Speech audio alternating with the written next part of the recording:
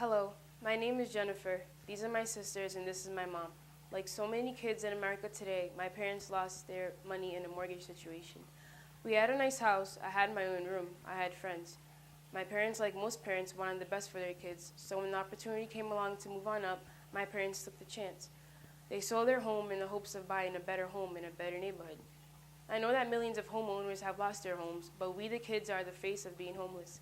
In some cases, the fault is with the parents. Shame on them for not being more careful.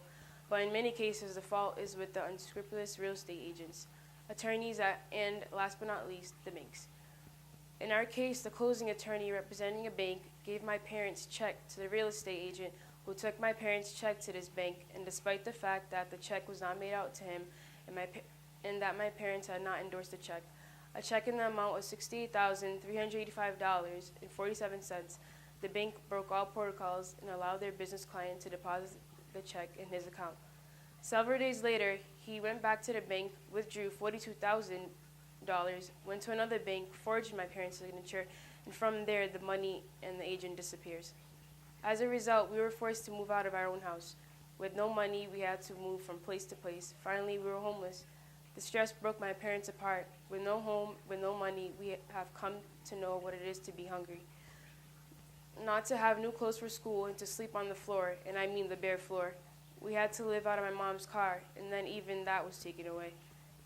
When I hear that the banks are starting to foreclose on homes again because they have looked the situation over and everything is right and proper, well, let me put it like this.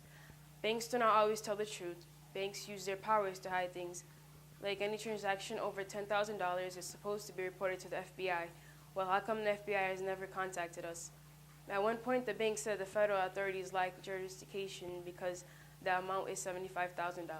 Even our congressmen and the senators are afraid to take on these banks. We know because we have been there, done that. Where is all the talk of family values? Is this what the WikiLeaks are all about? If your mom and dad have lost their homes, if you lie awake at night thinking about how your life has changed, first, it is not your fault. Second, if you want to talk about it, we want to hear from you. We are the face of the mortgage crisis. It is our lives and our future that is being destroyed so that the banks can pass out mega bonuses. Write to us and tell us, and then we can tell the world. Write to us at ofby4@verizon.net or care of P.O. Box 431, Pawtucket, Rhode Island, 02860.